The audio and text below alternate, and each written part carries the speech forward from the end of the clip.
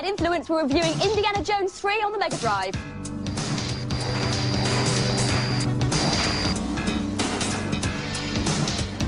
Zoom in on me, Eric on one, and I'll be using a home computer to edit some of the finest footage ever shot in the Bad Influence studio.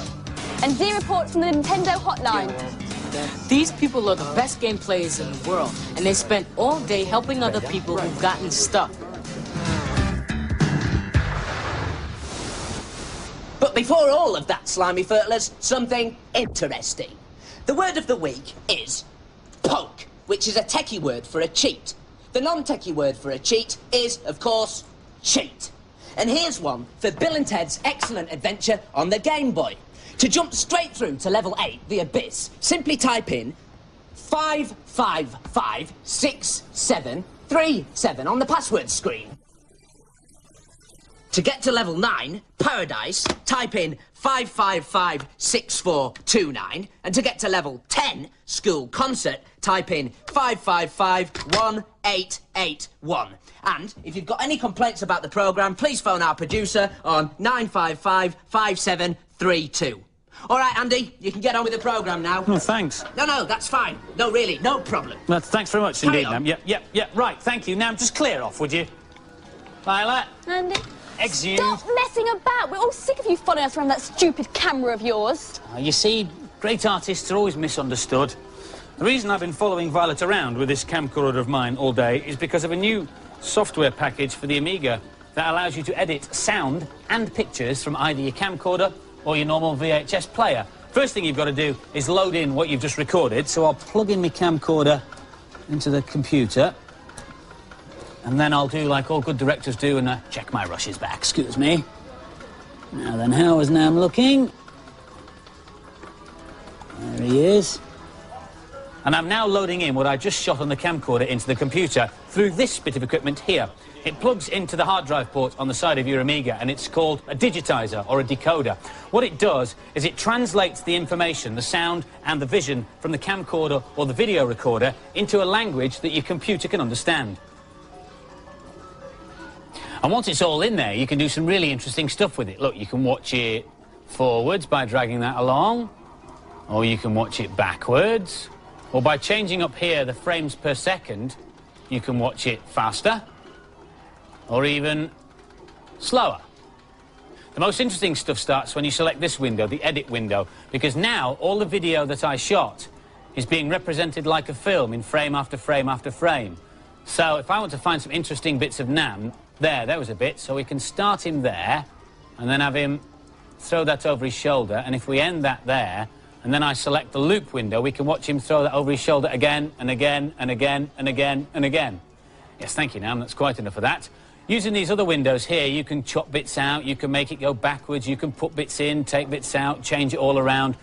Along the bottom here is a pictorial representation of all the sound that went in on the video I've just shot. You can play it, or using these lines here, you can drag it along and listen to what you recorded. There's Nam. There's me.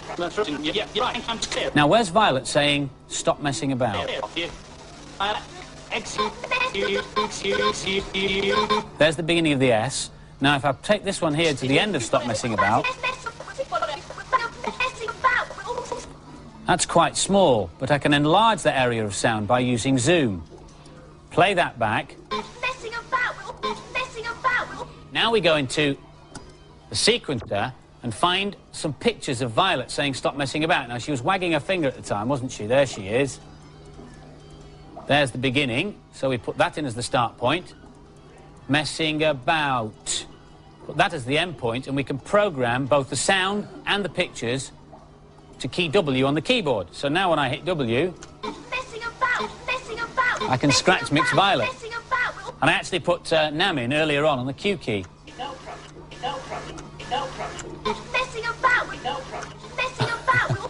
The software and the digitizer will cost you about 70 quid. It will run on all Amigas and most Ataris. I think it's really good value for money. Obviously, it's not a full-blown editing package, but it's great fun when you can do this to Violet.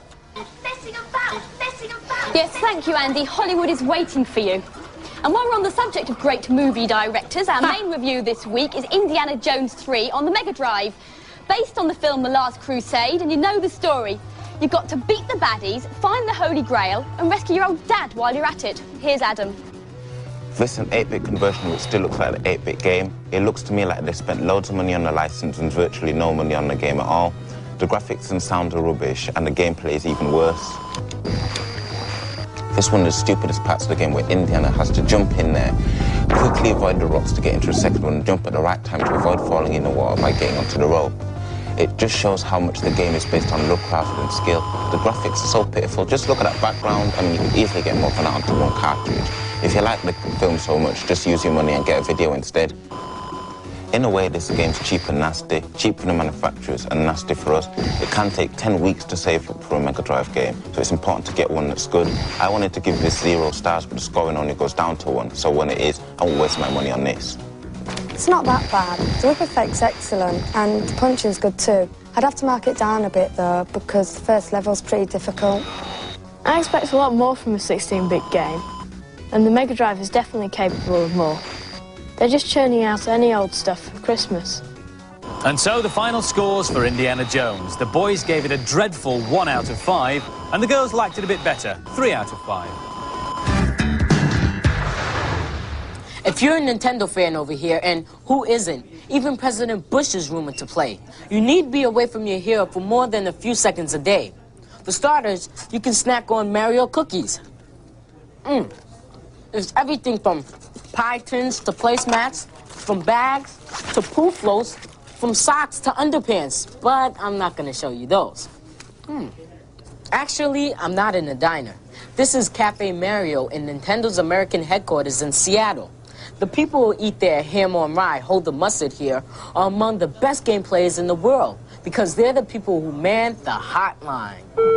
Nintendo Gameplay, this is Robin. How may I help you? They're called game counselors, and they go through a grueling training program that lasts about 8 weeks and involves knowing pretty much everything there is to know about every game. Okay, the hammer is located in the big chest. Have you seen the big chest yet?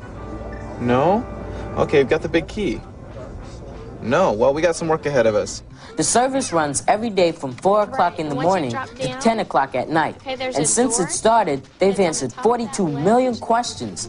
One should knock the 2 heads off, then you'll be able to defeat the middle head. But you have to have the other 2 heads defeated first. Games counselors are a walk of just about any type of life. But you definitely have to have a love for video games and, of course, the dexterity to be able to play those games as well. It's a tough job, but somebody's got to do it. Not in that long passageway that goes to the other stairs? No, it's in one of the rooms.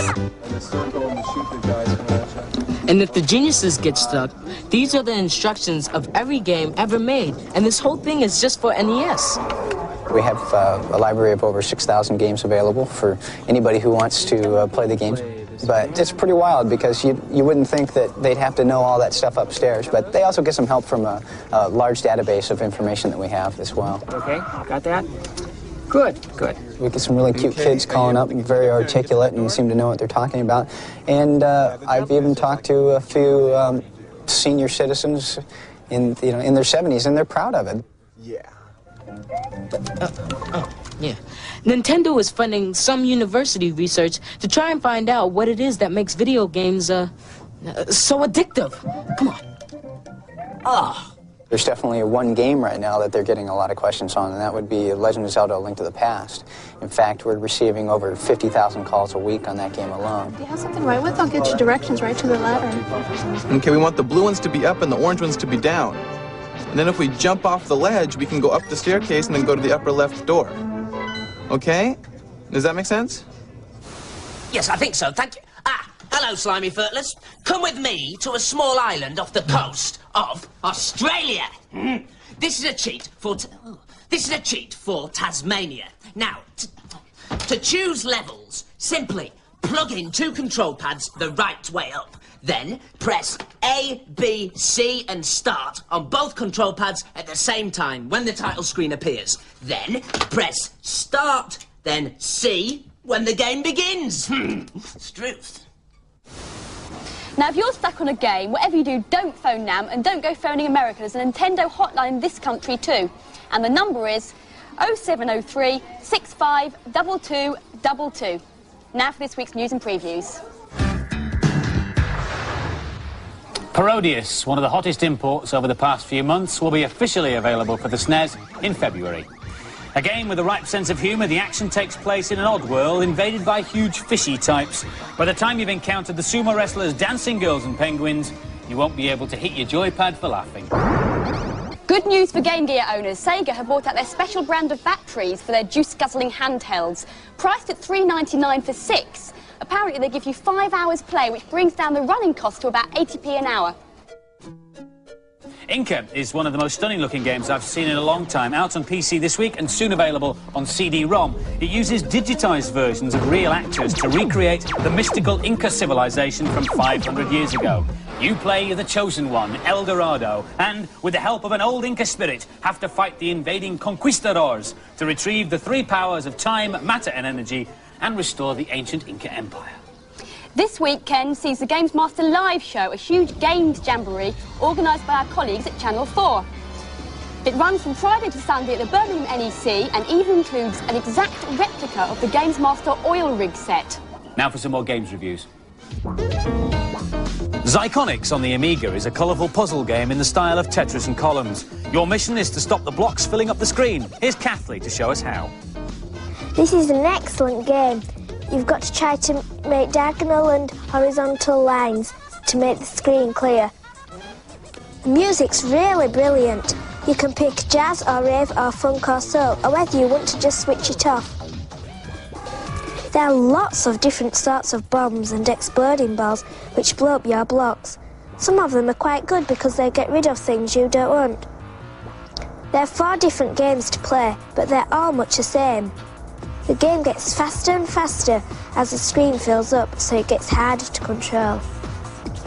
I'd definitely buy this. It's good value for money, because it costs less than £20. Brilliant game, great music, but you have to stop playing it after a while because the pastel shades hurt your eyes. It's great for improving your hand-to-eye coordination. It's fun to play and great to watch too. And the scores for Zyconics, the boys gave it an average 3 out of 5, but the girls liked it a bit more. They gave it 4 out of 5. Next, we've got Bomb Jack on the Game Boy, yet another arcade classic revamp. But does it work as a handheld? Here's John Pierre. I don't think this works well for the Game Boy. It's just too weak. It's the kind of scoring game that should stay in the arcades. Every 5 levels, you come to one without any platforms. Here, it's easy to pick up points. Whoops, there goes another level. They're quite short. This is a slow game option. I don't see the point. It just makes the whole game harder. The whole idea is dated, and there are better things out for the Game Boy. It's just an average game. I won't pay £25 for it. Played this game on the Amstrad and the Commodore 64, but this one's not as good. The baddies are too random, and you can't see what's going on clearly. I used to play this game in the arcades when I was younger. Maybe it's because I'm older now, but I don't really think this version works. I won't go out and buy this. And the scores for Bomb Jack. The boys gave it 3 out of 5, an average score, and the girls also gave it 3 out of 5. We get thousands of letters every week to this programme, begging, nay, pleading to come into the studio and be part of the experience that is Bad Influence. Now, some people write us 1 letter, some people 2, some people even 3, but a couple of guys from London have sent us a whole sackload. These are all from Roger and Stephen Wright. What could we do after all those letters but invite them in? They're over here. It also has nothing to do with the fact that they are Pop Duo Fresh. Welcome to Bad Influence, guys. Thanks very much. Good to see you. Now, we are the computer games programme to be on, so as hardcore players, we'd like to know your top 5, please. Top 5. Well, I'll start with boxing, Buster Douglas boxing. OK, now, why the boxing, then? I like the moves, you can get some real serious sound effects. It's quite funny as well. What about number 4? Paperboy. That's pretty good. It's pretty cool. Why that one? Avoiding all the cars, checking newspaper in boxes. Nice. OK, number 3?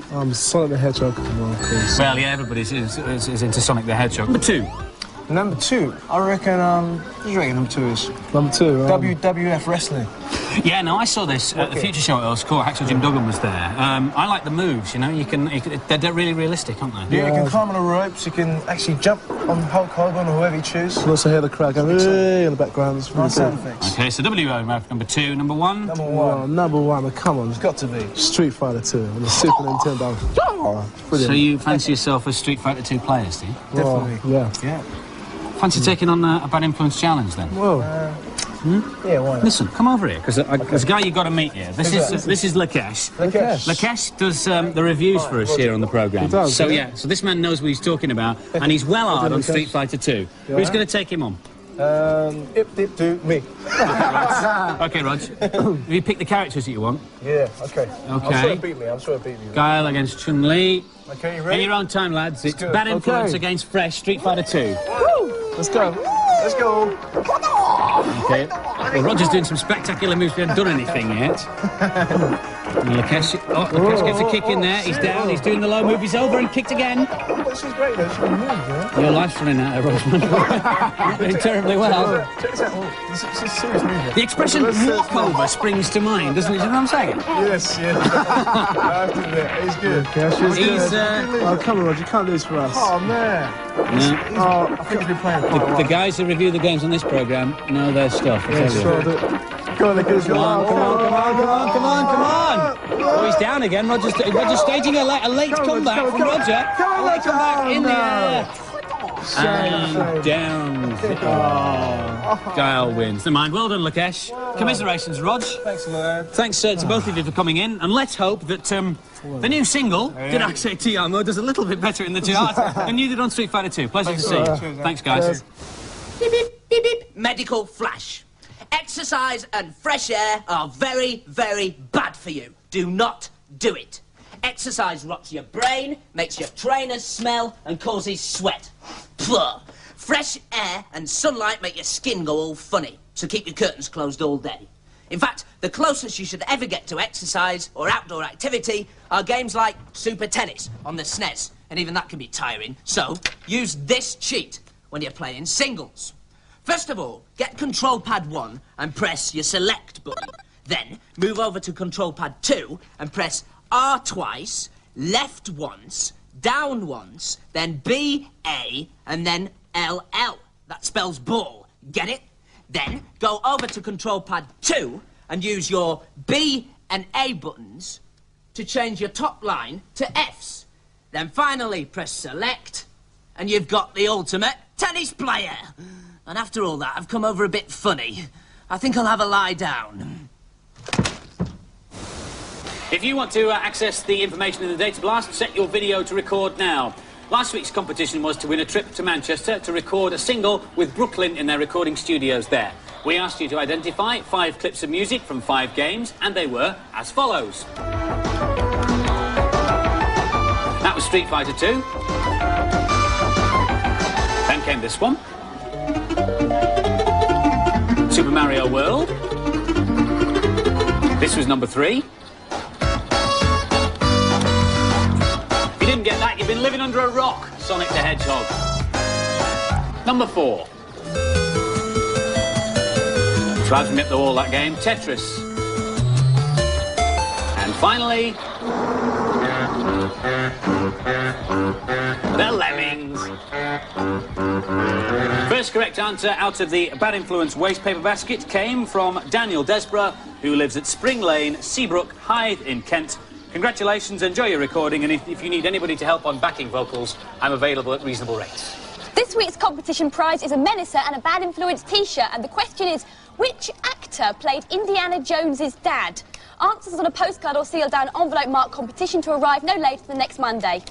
Don't forget the Bad Influence magazine in the shops now, and other than that, I'll see you same time, same place next week for Bad Influence, or I'll see you 9:25 Saturday for What's Up, Doc. Hang on a minute, that's normally my line.